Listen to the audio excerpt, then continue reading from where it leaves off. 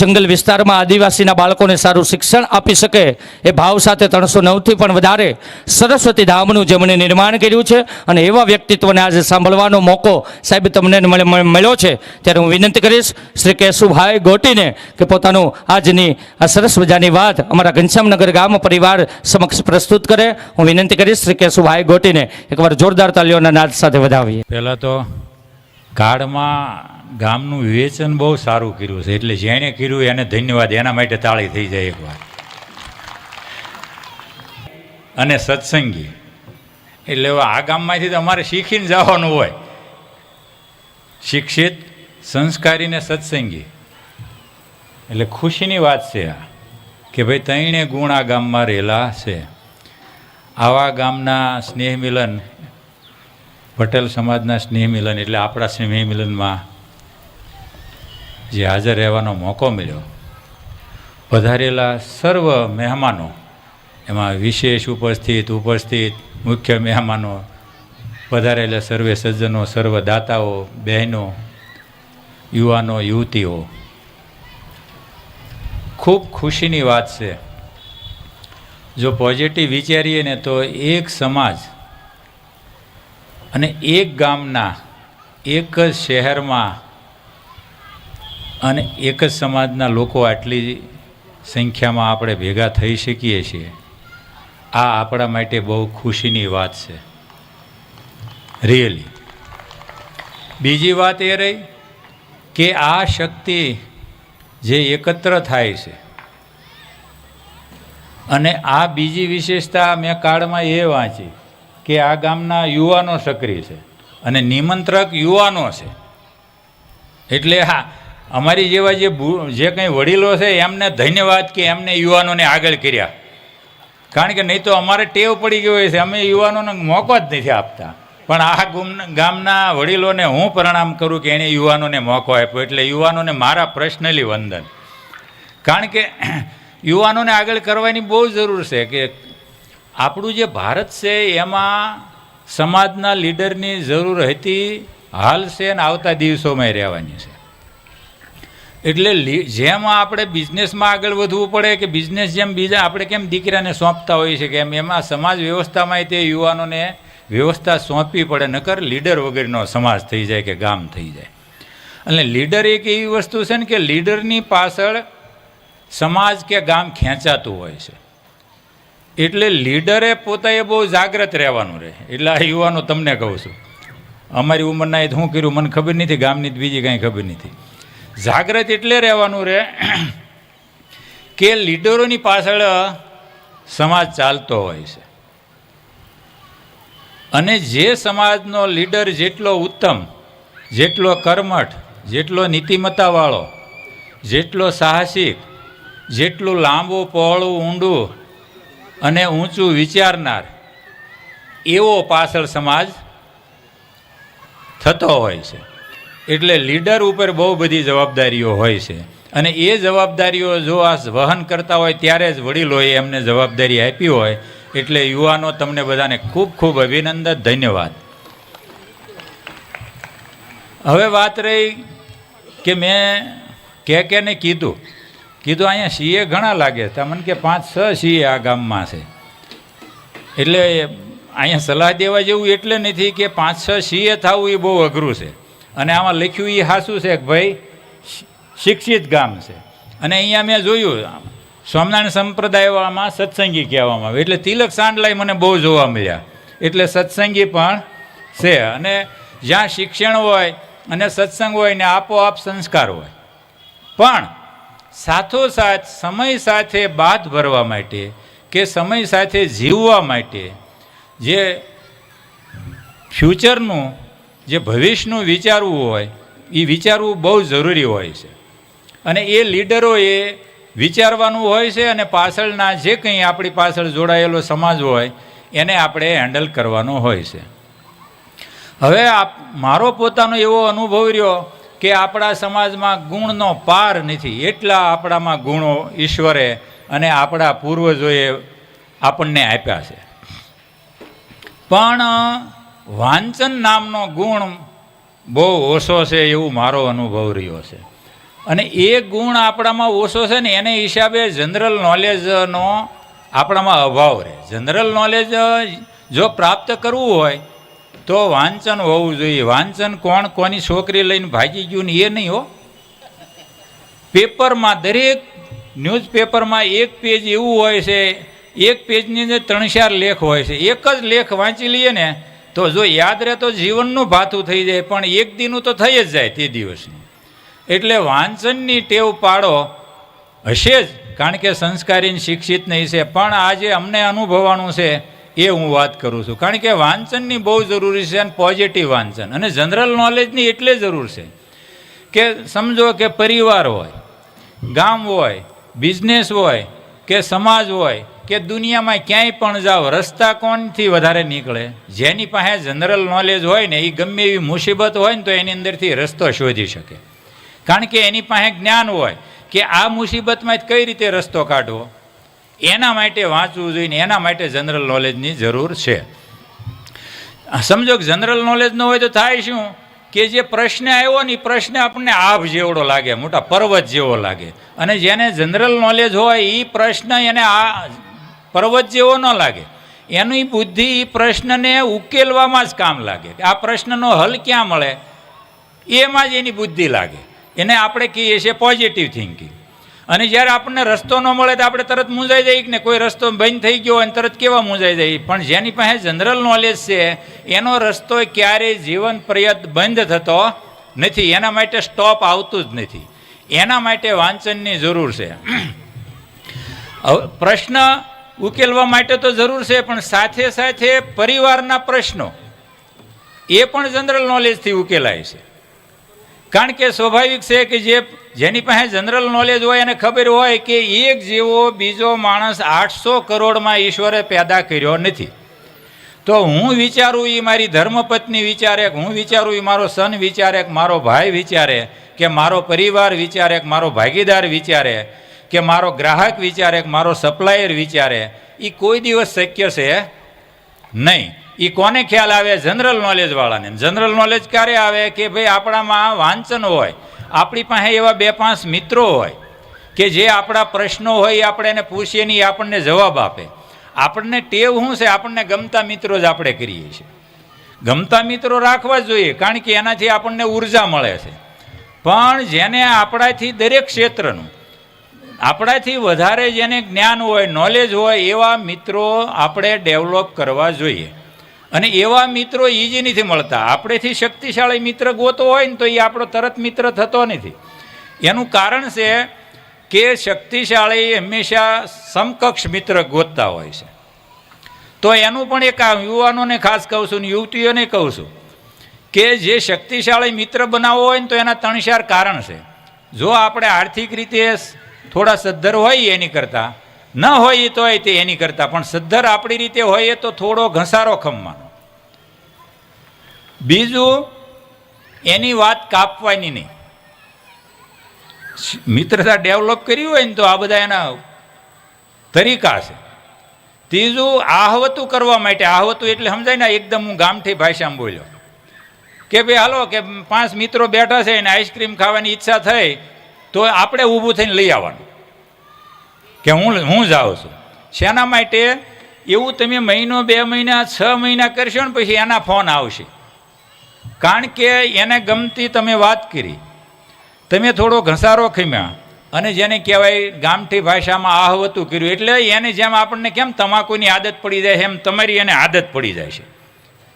એટલે આ રીતે મિત્રતા ઊભી કરવાની હોય. આ મેં તમને એક ઉદાહરણ આપ્યું. આવું દરેક પાછા મિત્ર અલગ અલગ ક્ષેત્રના હોવા જોઈએ. બિઝનેસના હોવા જોઈએ, સમાજ ક્ષેત્રના હોવા જોઈએ, ધાર્મિક હોવા જોઈએ, આધ્યાત્મિક હોવા જોઈએ, થોડા અંશે પોલિટિક્સ એટલે રાજકીય મિત્રોએ હોવા જોઈએ, સમાજ સેવકએ હોવા જોઈએ. કારણ કે બધામાં અલગ અલગ પ્રકારનું નોલેજ છે. પ્રશ્ન કોઈ પણ જીવનમાં આવે એ આપણને પૂછીને નથી આવતો કે કેવો પ્રશ્ન આવશે. અત્યારે હું વાત કરું છું, હમણાં જો આ મૂકીને બેહુના 3-4 ફોન મિસ કોલ થાય છે, એમાં હું પ્રશ્ન આવ્યો એ મને ખબર નથી, કઈ દિશાનો કયા સબ્જેક્ટનો પ્રશ્ન છે એ ખબર નથી. એટલે દરેક ક્ષેત્રના મિત્રો હોવા જોઈએ. દરેક ક્ષેત્રના મિત્રો હોય ને તો જે આપણી બુદ્ધિ ચાલે ત્યાં સુધી આપણે મિત્ર પાસે જવાની જરૂર નથી. પણ આપણી જ્યાં અટકે એ દરેક ક્ષેત્રના મિત્ર હોય ભાઈ હાલો કે વ્યવહાર પરિવારનો પ્રશ્ન થયો અને આપણી બુદ્ધિ અટકી, તો આપણેથી વધારે સમજદાર મિત્ર પરિવારની હિસાબે હોય તો એને આપણે મળી અને કહીએ કે ભાઈ મારો આ પ્રશ્ન છે મારે કઈ રીતે ઉકેલવો, તો ઉકેલાય ઇઝી. એવી જ રીતે બિઝનેસનો કોઈ પ્રશ્ન આવ્યો, હવે આપણી બુદ્ધિમાં આવી જતો હોય ને પ્રશ્ન હલ થઈ જતો હોય તો કોઈની પાસે આપણે સલાહ લેવા જવાની જરૂર નથી. પણ પ્રશ્ન હલ થાય એવું નથી અને થાય એવું 50% 75% થાય એવું છે, તો બિઝનેસના પારંગત પણ મિત્ર હોય તો એની પાસે જઈને આપણે સલાહ લેવી જોઈએ કે ભાઈ આ પ્રશ્ન છે મને એટલી ખબર પડે છે પણ મને એવું લાગે છે કે મને જે આનો હલ દેખાય છે એમાં કાંઈક ખૂટે છે, તો તમે મને આમાં સલાહ આપો. તો બિઝનેસનો જે આપણો મિત્ર હોય આપણેથી સિનિયર ને સમજદાર ને જનરલ એ આપણો રસ્તો કાઢે. આવી રીતે ઓનલી જીવનમાં સમાજ પરિવાર એટલું જ નથી, થોડી ધાર્મિકતાની પણ જરૂર છે. ધાર્મિકતા એ ક્યાંય બંધાયેલી નહીં હોવી જોઈએ, કોઈ જોકમાં પૂરાયેલી ધાર્મિકતા નહીં હોવી જોઈએ, એવા પણ 5 મિત્રો રાખવા જોઈએ. કારણ કે ધાર્મિકતામાં આપણે આગળ વધવું હોય તો એમાંય પ્રશ્ન આવે, એમાં વિષયો બધું ઘણું આવે, ઘણું ધાર્મિકતામાં આવે, તો એમાં પ્રશ્ન ઉઠે તો એમાં પણ આપણે મિત્ર આપણને સમજે, કોઈને પૂછો તો બરાબર છે, પણ આપણેથી જે સિનિયર હોય, આપણેથી વધારે જ્ઞાની હોય, વધારે નોલેજવાળો હોય એવો મિત્ર હોય તો આપણે એની પાસે જઈને એ પ્રશ્નનો હલ કરીએ. એનાથી ઉપર આવ્યો ધાર્મિકતાની ઉપર આવ્યું આધ્યાત્મિક. એ બહુ મોટી વાત છે ને લાંબી વાત છે એટલે એ વાતમાં હું જાતો નથી, પણ આ બધી જીવનની જરૂરિયાતો છે અને એ જરૂરિયાતો જો પૂરી કરી હોય તો થોડું આપણી પાસે વાંચન હોવું જોઈએ, આપણું જીવન થોડું સરળ હોવું જોઈએ. આપણે માનીએ કે ન માનીએ, આપણું મનગમતું આપણે બહુ ઓછું જીવી શકીએ છીએ, લોકો સ્વીકારે કે ન સ્વીકારે.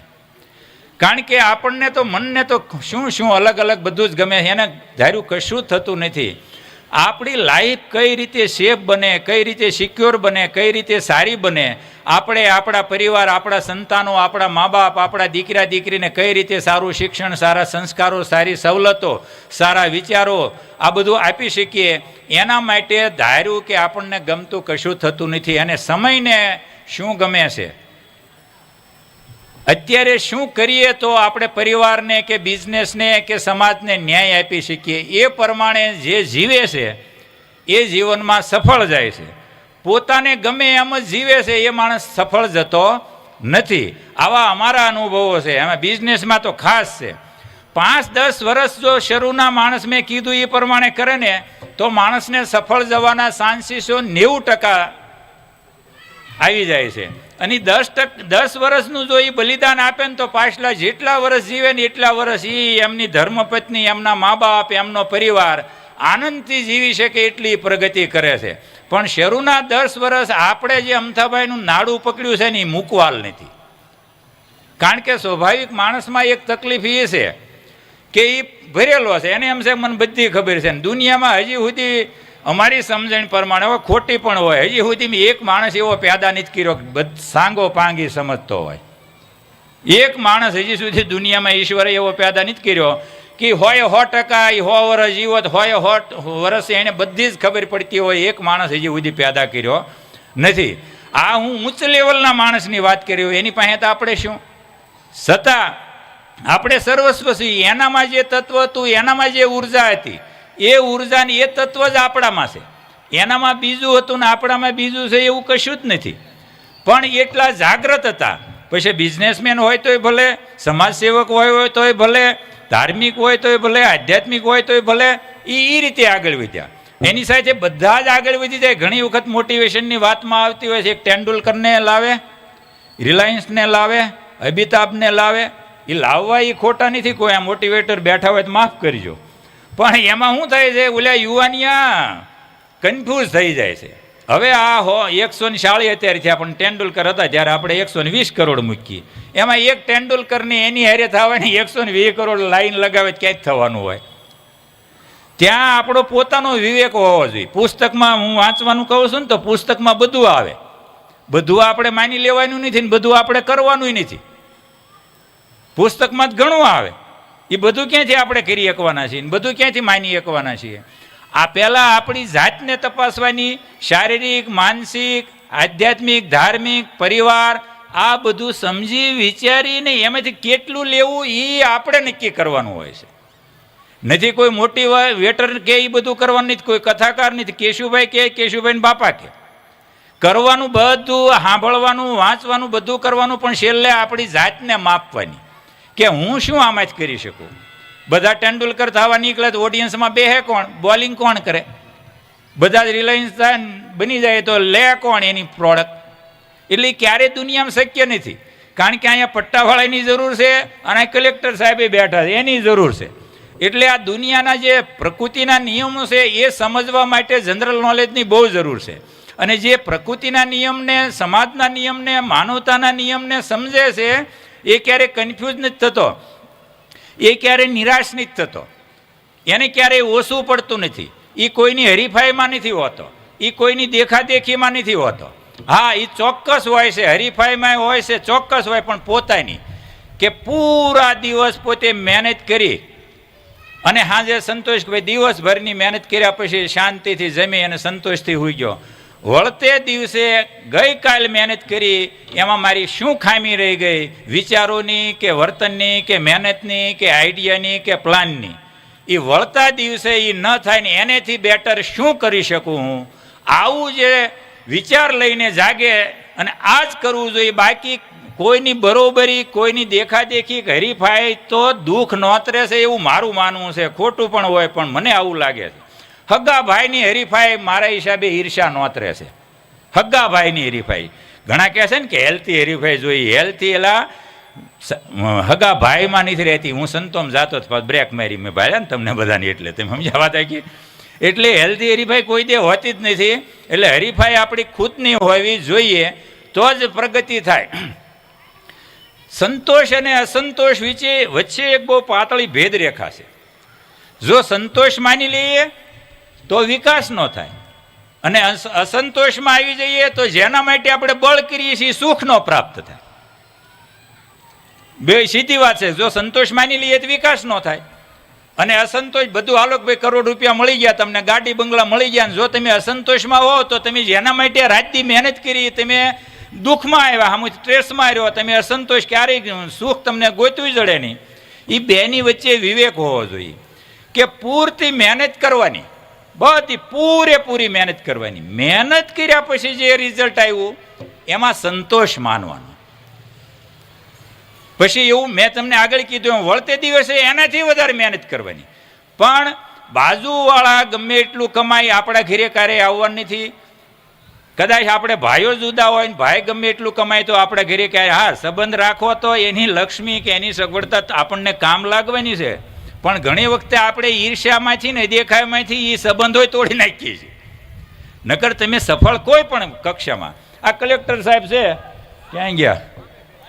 હા, હવે એને સંબંધ હોય તો કંઈક કામ કરે કે ન કરે, પણ એ કલેક્ટર થયા ને મારો છોકરો ન થયો અને હું રોજ મારે ઘરે મારા છોકરાના મગજમાં ઝેર ઘાલ્યા કરું કે આમ ને તેમ ને એના બાપા આમ ને તેમ ને, એટલે મારા છોકરાના મગજમાં એના પ્રત્યે ઝેર આવી જાય અને એ આડું ટેડું બોલે ને પછી કામ લઈ જાય તો કલેક્ટર સાહેબ કરે.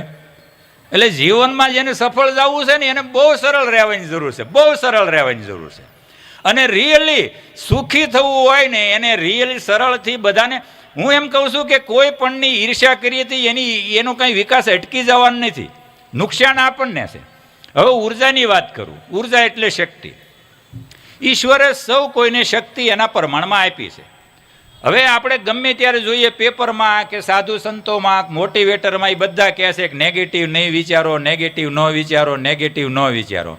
એનું કારણ એટલું જ છે, નેગેટિવ છે ને એ જે આપણી શક્તિ છે ને એ ગુણાકારમાં વાપરી નાખે છે. આપણે હું કોઈના પ્રત્યે મને દેખાઈ આવી કે ભાઈ આ કે છે એના પ્રત્યે મને દેખાઈ આવી એટલે એને કાંઈ ફરક નથી પડતો, પણ મારી જે ઈશ્વરે મને શક્તિ આપી છે ને એ વપરાઈ જાય છે. એ શક્તિ વપરાઈ જાય છે. મારે જે વિકાસ કરવો છે શારીરિક, માનસિક કે આર્થિક, શક્તિ વપરાઈ ગઈ. રિયલ રસ્તા માટે શક્તિ ઓછી બચી, કારણ કે મારા જીવનમાં હું કહેતો હતો, કહેતી હતી ઈર્ષ્યા, રાગ, દ્વેષ, અહમ, અદેખાય, એમાં મારી શક્તિ કન્ટિન્યુ વપરાતી જાય. હવે જ્યારે મારે જે સફળ કરવું છે, જે બિઝનેસ કરવું કે મેનેજર હોવ કે જે હોવ તે, કે સમાજ સેવક હોવ કે હું ભગવાનનો ભક્ત હોવ, એમાં મારું હું સફળ ન થાઉં, કારણ કે મારી શક્તિ તો ઓલ પણ મેં વાપરી નાખી. શક્તિ તો છે એ છે, એટલે શક્તિ પણ ઓલ પણ વાપરી નાખી કયા બીજા રસ્તે, નેગેટિવ રસ્તે. એટલે મારો પોતાનો વિકાસ થતો નથી. પછી હું પરિવારને, પાડોશીને, ભાગીદારોને, દીકરાઓને, ભાઈઓને, ગામનાને, સમાજને, સરકારને કેટલાયને દોષ દઉં. અને એવું આપણે તો રાત દિવસ સાંભળતા જ હોઈએ છીએ. તો પ્રગતિનો એક નિયમ એ પણ છે, બીજાના દોષ ન જોવાય એમ નહીં, યથા યોગ્ય. કે ભાઈ અત્યારે 7:17 થઈ છે, એ કહેવું એ કઈ દોષ નથી, એ યથાર્થ વાત થઈ.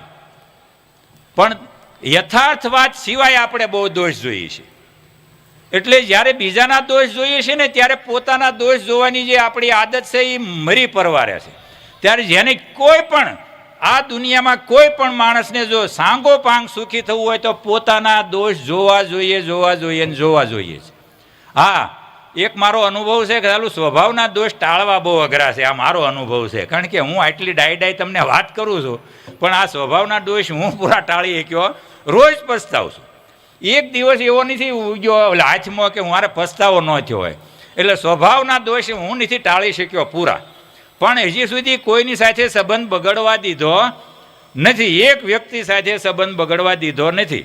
કારણ કે એ નથી બગડ્યો એનું કારણ કે જાણકારી છે કાંઈ મારી ભૂલ થઈ ગઈ, એટલે આપણે એ પાછું રિપેર કરી લઈએ છીએ, માફી માગી લઈએ. એક એવો ઓફિસનો ચાવાળો કાકો હોય ને તો એમ કહે કે કાકા સોરી, ઓલી મારી ભૂલ હતી. ત્યારે અંદર શાંતિ થાય. એ શાંતિ ક્યારે થાય, એ ખબર ક્યારે પડે કે કાકાને મેં કીધું એમાં ભૂલ પડી, જ્યારે તમારું થોડું ઘણું અંતઃકરણ નિર્મળ હોય.